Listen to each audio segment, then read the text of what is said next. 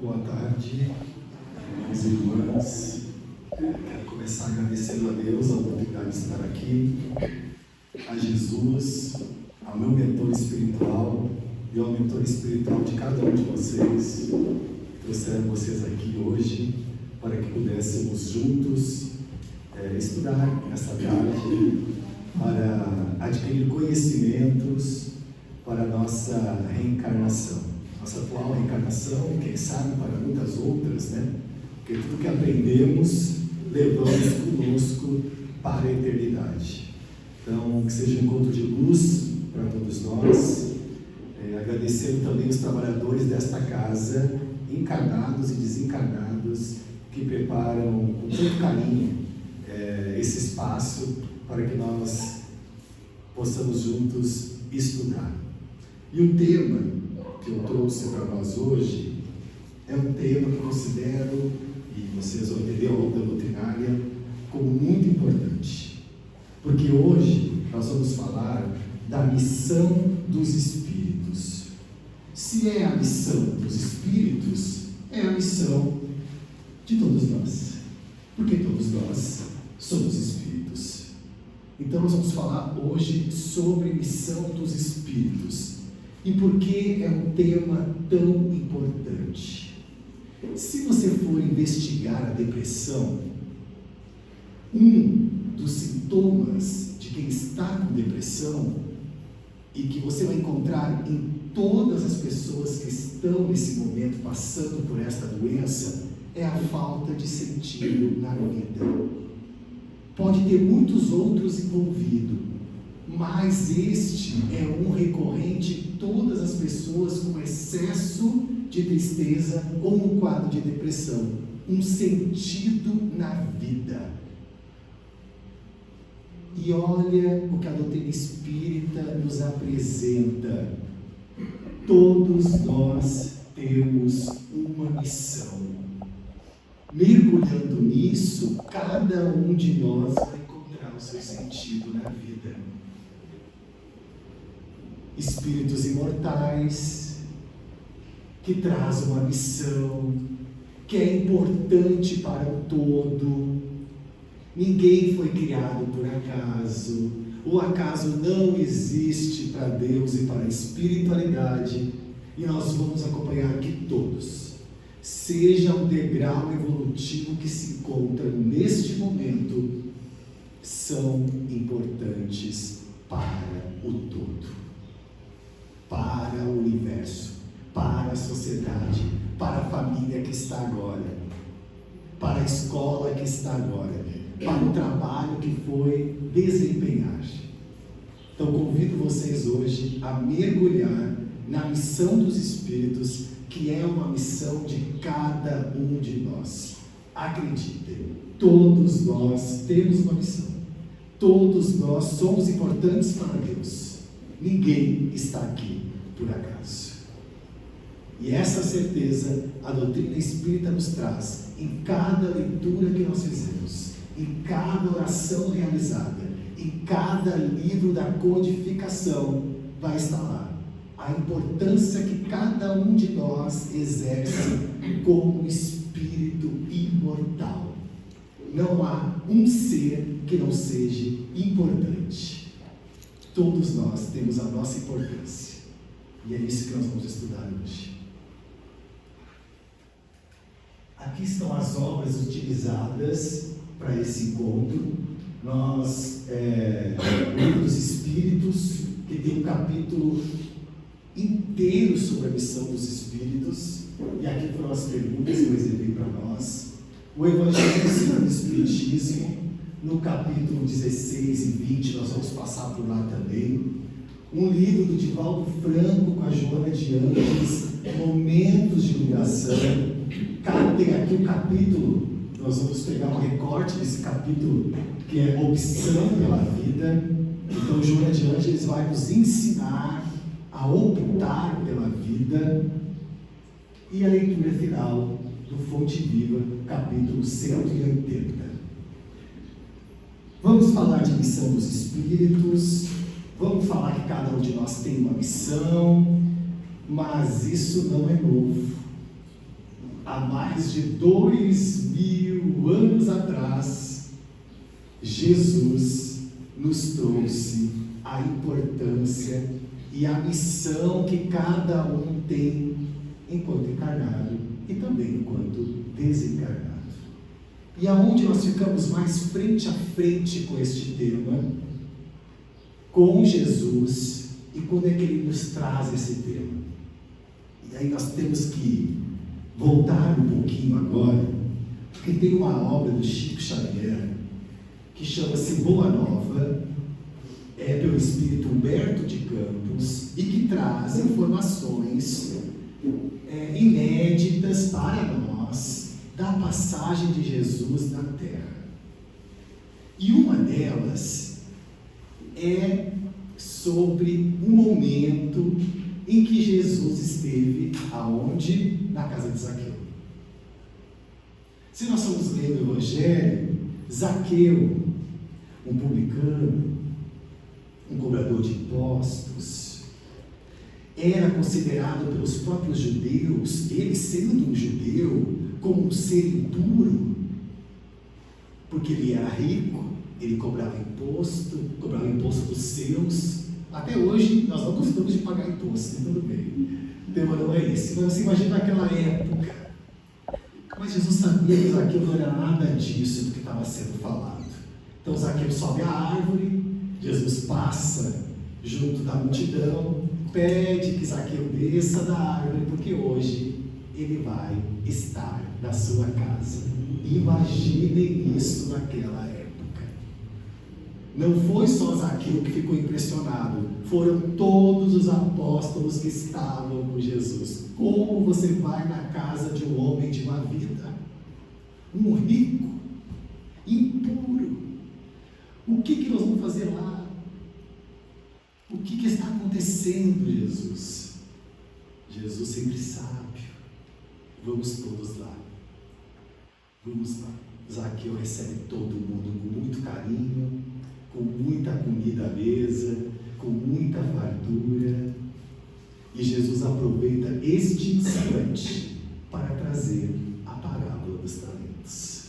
Foi na casa de Zaqueu, diante daquela fartura toda, com os apóstolos horrorizados por Jesus estar na casa de um homem de uma vida impuro, é que ele traz a parábola dos talentos, que é o que nós vamos agora brevemente estudar para entender a missão de cada um de nós. Então, o que Jesus explica na parábola dos talentos, para resumir?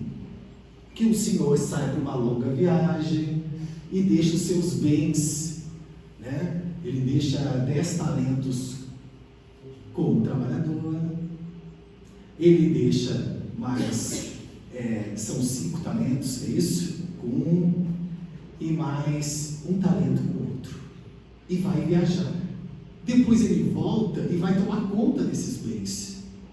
O que tinha 10, tinha multiplicado para mais 10, o que tinha 5, a mesma coisa, e o que fez aquele que tinha 1? Enterrou, ficou com medo, achou também que não cabia que só ele recebeu 1, enterrou. E o que foi que o Senhor falou? Que o que tinha 10, receberia mais, o dobro, o que também multiplicou, e o que tinha 1, ficaria até sem esse 1, porque ia lá para quem tinha 10. O que Jesus está nos dizendo com isso? E aí entra o nosso tema agora da missão. Todos nós, cada um de nós tem algo em nós que já está preparado, já está pronto, que pode servir de ajuda para o próximo, que pode fazer com que nós possamos contribuir na nossa reencarnação para ajudar quem está do nosso lado. Mas para isso nós vamos precisar entender o que tem em nós que pode ajudar, quais são os talentos que nós já recebemos e que podemos multiplicar para ajudar todos aqueles que estão conosco. É uma das nossas missões.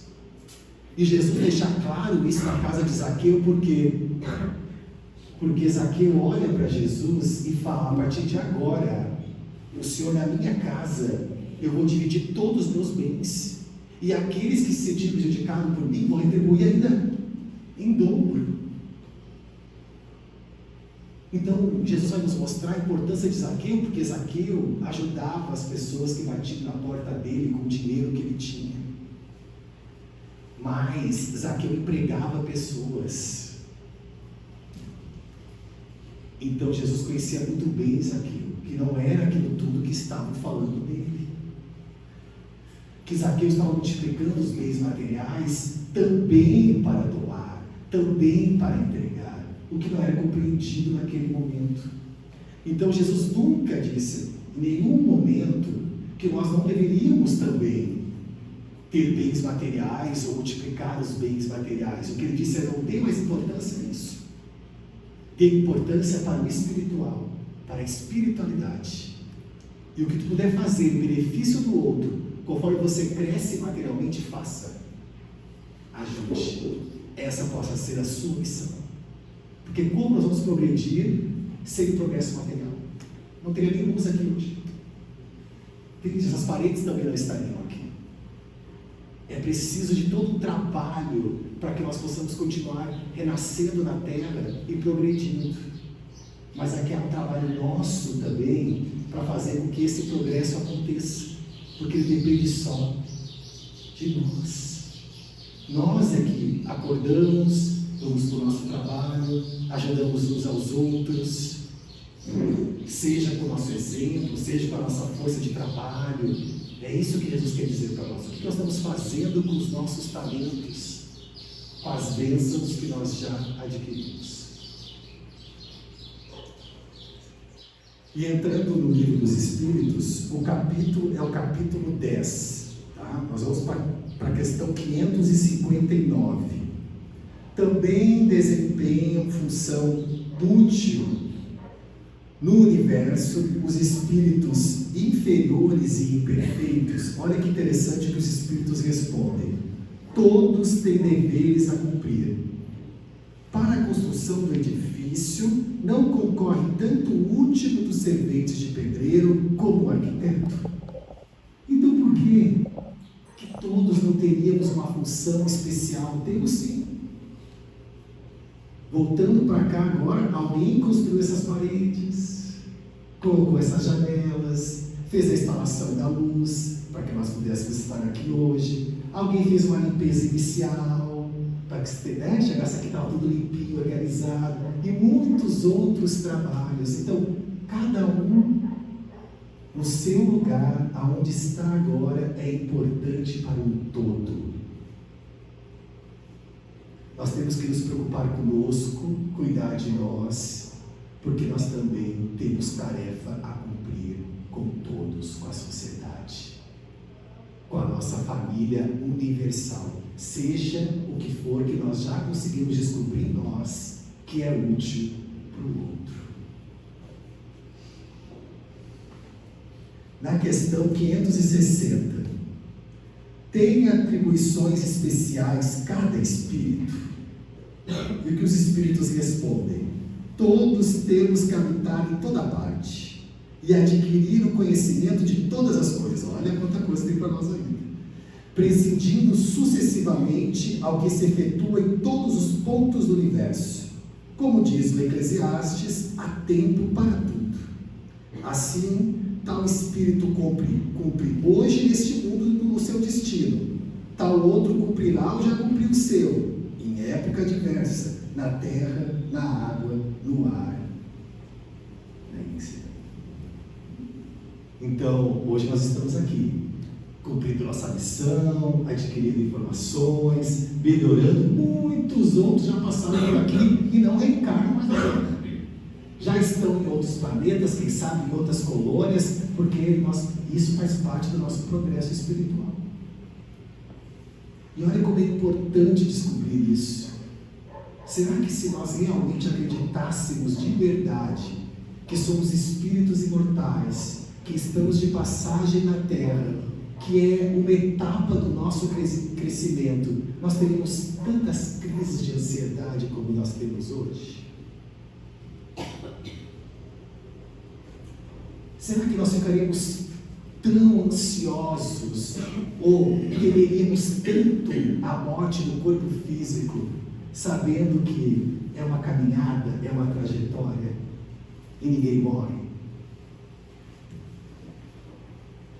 Não seria importante mergulharmos nesse tema, divulgarmos a espiritualidade, para que possamos entender que sim, cada um tem um propósito, tem uma missão, tem um tempo a cumprir, e isso vai infinitamente. Não cessa, não para. O progresso sempre vai ocorrer. Nós, aqui ajudando ou não, querendo ou não, ele sempre vai acontecer. Aí tem uma pergunta também muito interessante.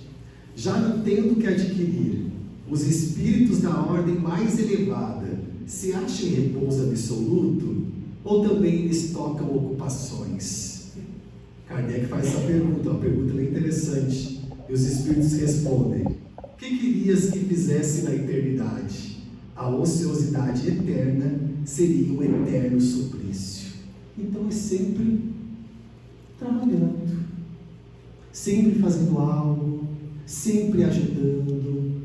Há muitas coisas para fazer. E aí Kardec, um pouquinho mais curioso, né? Pergunta mais um pouquinho: de que natureza são as ocupações? Receber diretamente as ordens de Deus, transmiti-las ao universo inteiro e velar para que sejam cumpridas. Então não cessa, está tudo certo. A Terra está passando por uma transição, tem uma equipe espiritual ajudando, muitos mentores trabalhando, vai ocorrer. Pode até tentar impedir, mas isso não vai fazer com que não ocorra. O progresso vai ocorrer de qualquer maneira. É só acompanharmos a evolução da Terra para entender que é impossível segurar o progresso. É como água nas mãos. É impossível segurar as águas. É impossível segurar o progresso. Agora, é escolha nossa acompanhar ou estacionar. É nosso identificar o que nós repetimos constantemente na vida e nos atrapalha. O que será que nós repetimos? O que será que nos impede de crescer espiritualmente, de aceitar a espiritualidade, de se ver como espírito eterno? É aí que nós temos que nos concentrar. Porque é esse ponto que está nos impedindo de ficar bem com nós mesmos. É a violência? É a ira? É o egoísmo? É o orgulho? Cada um reflete para si. O que é? É a revolta? É a sensação que estão devendo para mim, então eu me torno exigente? O que é que está repetindo em nós constantemente e faz com que nós estacionamos? É o não quero ver? É o deixa para lá? O que é? Porque a reencarnação nos convida a isso. Se não no amor, a dor. Porque a dor é um sinal para que nós fiquemos frente a frente com quem? Com nós mesmos. Aonde nós não estamos olhando? A quem não estamos perdoando?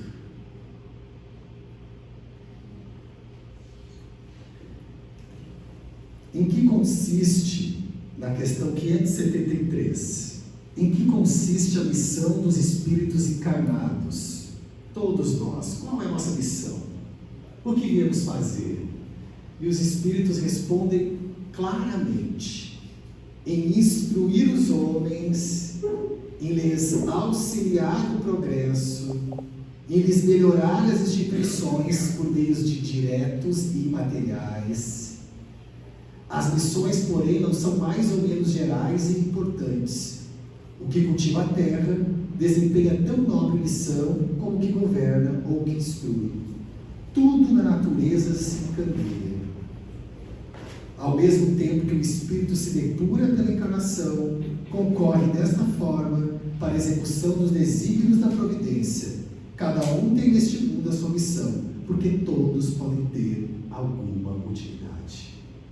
Isso já é consolador para qualquer um de nós. Todos nós temos uma utilidade. Seja na arte, seja no trabalho manual, seja no trabalho intelectual. Todo momento é oportunidade para revelar Deus em nós, para que o outro também acredite que há um grande Pai e que Ele zela por cada um de nós.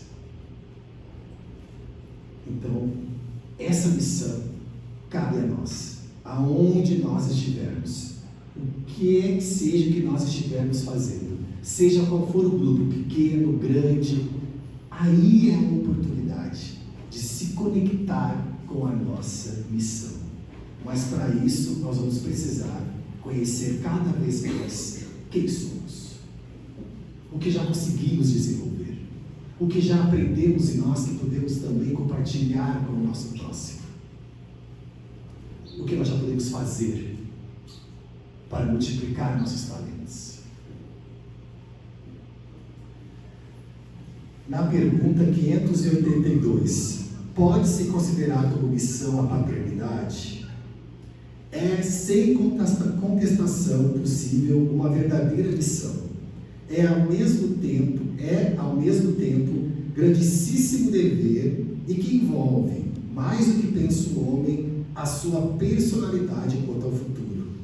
Deus colocou o Filho sob tutela dos pais, a fim de que estes os dirijam pela senda do bem. Ele lhes facilitou a tarefa, dando àquele uma organização débil e delicada, que torna propício a todas as impressões. Então aqui os Espíritos estão dizendo já da missão paterna, né? A missão dos pais, a missão das mães, dos que são responsáveis pelos seus filhos. E por que ele coloca ali dessa forma, ó, uma organização débil e delicada?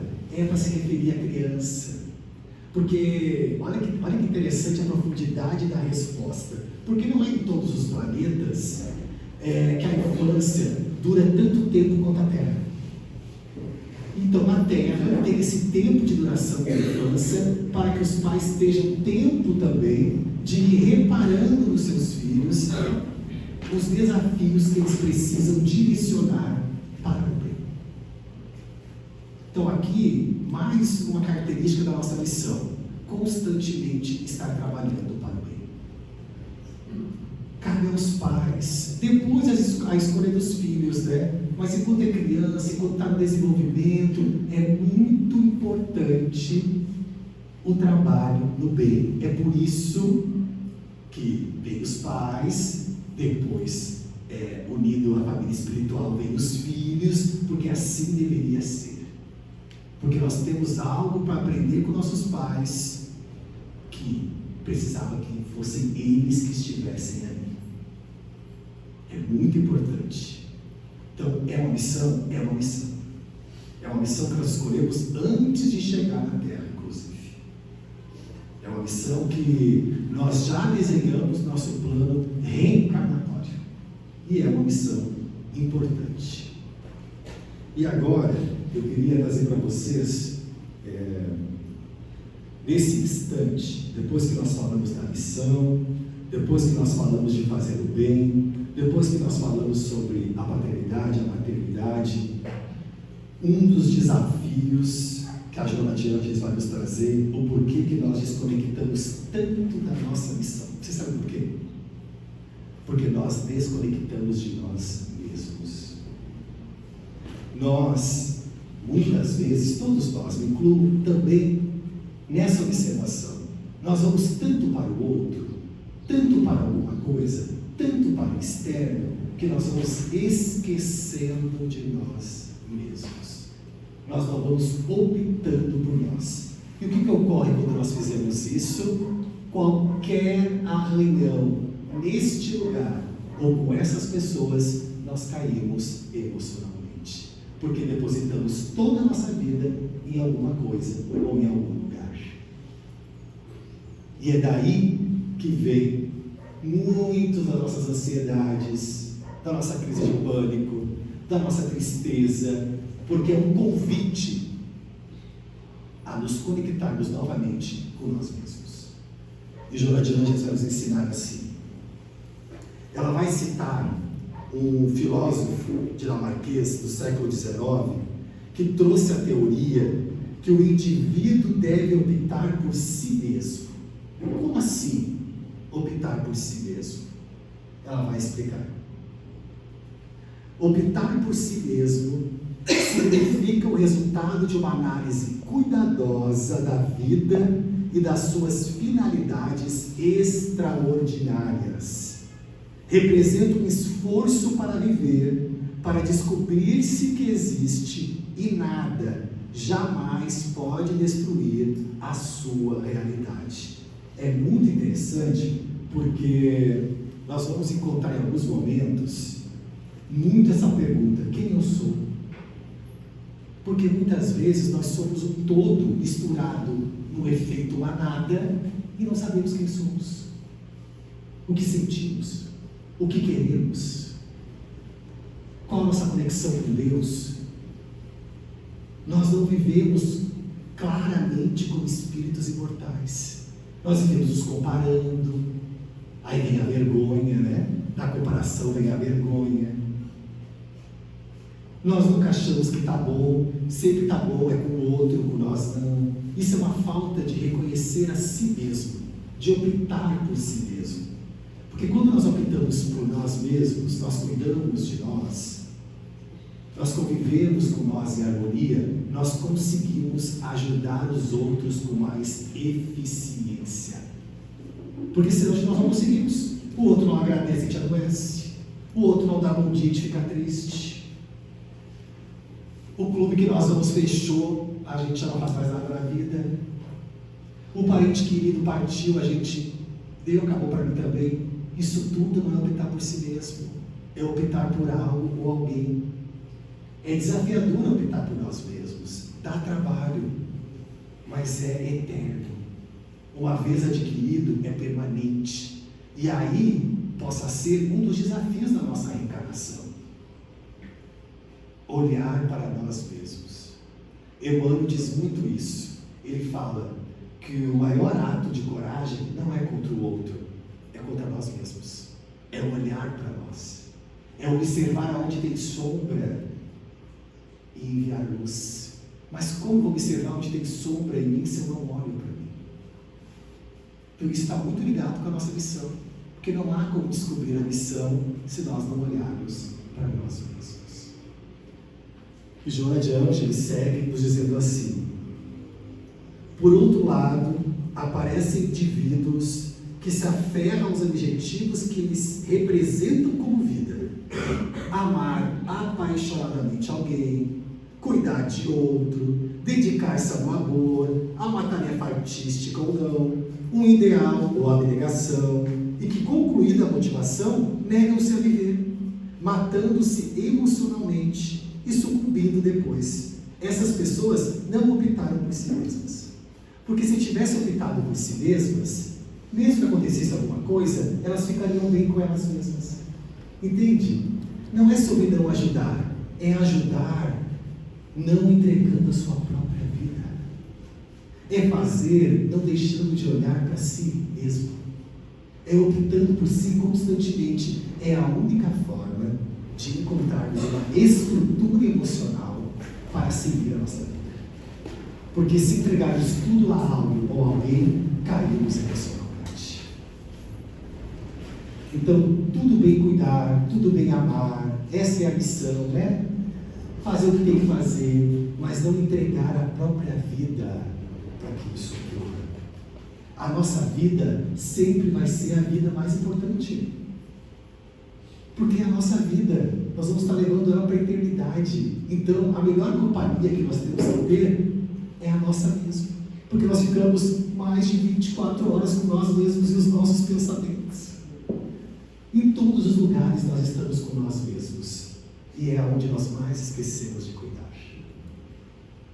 Você vai encontrar trabalhos maravilhosos em dedicação ao outro. Entregar tudo o que tem. E logo após, não quererem mais suas vidas. Está aí o tema suicídio. Às vezes o suicida Foi aquela pessoa que entregou tudo o que tinha. Tudo. Fez o que podia e o que não podia. Mas não optou pela própria vida. Não fez o mesmo por si. Então olha a importância do nosso emocional. Olha a importância de cuidar de nós como nós gostamos de cuidar do outro. De olhar para nós mesmos, de dizer, está tudo bem, vai passar. De dar aquele carinho em nós mesmos. De nos abraçarmos, né? Tem uma técnica muito linda, que é abraçar a nós mesmos. Alguém já tentou? É maravilhoso. É como se estivesse no colo de nossas mães, de nossos pais ainda. Porque nós temos esse afeto em nós.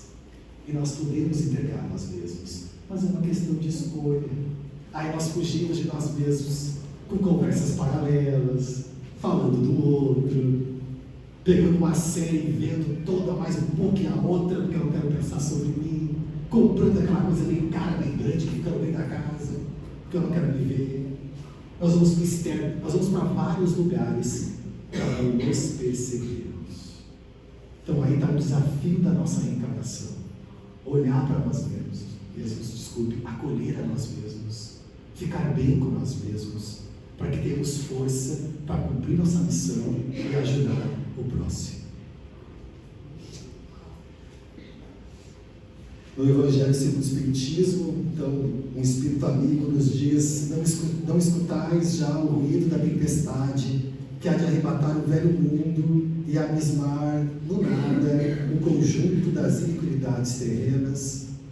Ah, bendizei o Senhor, vós que haveis posto a vossa fé na soberana justiça, e que novos apóstolos da crença revelada pelas proféticas vozes superiores, ides pregar o novo dogma da reencarnação e da elevação dos espíritos, conforme tenham cumprido, bem ou mal, suas missões e suportado suas provas terrestres. Aqui os espíritos dizem assim: apóstolos da crença revelada, novos apóstolos, todos nós. Se pudermos, se queremos, levamos então o dogma da reencarnação, que o Espírito é eterno, para que possamos controlar a ansiedade da sociedade contemporânea que está agonizando, porque é tudo para agora, é imediatismo, é o quero, é quanto mais eu tenho, é a comparação. Então que possamos levar para cada um de nossos irmãos que somos espíritos eternos, que Deus olha por todos nós e que essa é uma das reencarnações, porque ainda existirão muitas outras. E como agradecimento deste encontro, para finalizar, porque chegou no nosso horário, eu queria deixar uma mensagem para vocês de Natal, para que todos tenham um bom Natal, muita luz, muito amor.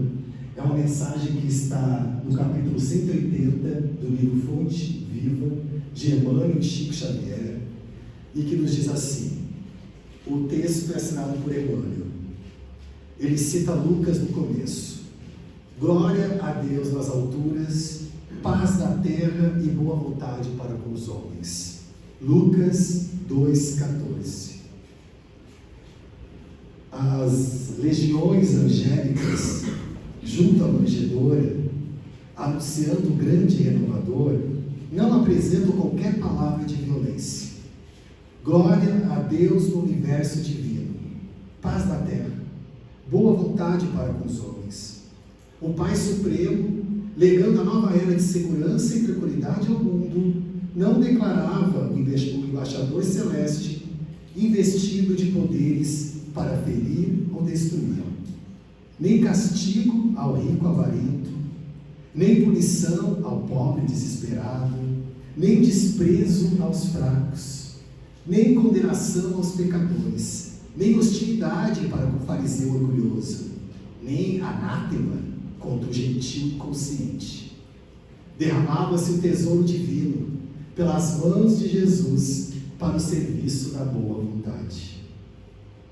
A justiça do olho por olho e dente por dente encontrava, enfim, o amor disposto à sublime renúncia até a cruz. Homens e animais, assombrados ante a luz nascente da estrebaria, assinalaram um júbilo inexprimível. Daquele inovidável momento em diante, a terra se renovaria. O algoz seria digno de piedade. O criminoso passaria a condenação de doente. Em Roma, o povo gradativamente extinguiria a matança nos circos. Em Sidom, os escravos deixariam de ter os olhos vazados pela crueldade dos senhores. Em Jerusalém, os enfermos não mais seriam relegados ao abandono nos vales da imundície. Jesus trazia consigo a mensagem da verdadeira fraternidade e, revelando-a, transitou vitorioso do berço de palha ao madeiro sanguinolento. Irmão, que ouves no Natal os ecos suaves do cântico milagroso dos anjos. Recorda que o Mestre veio até nós para que nos amemos uns aos outros. Natal, boa nova, boa vontade.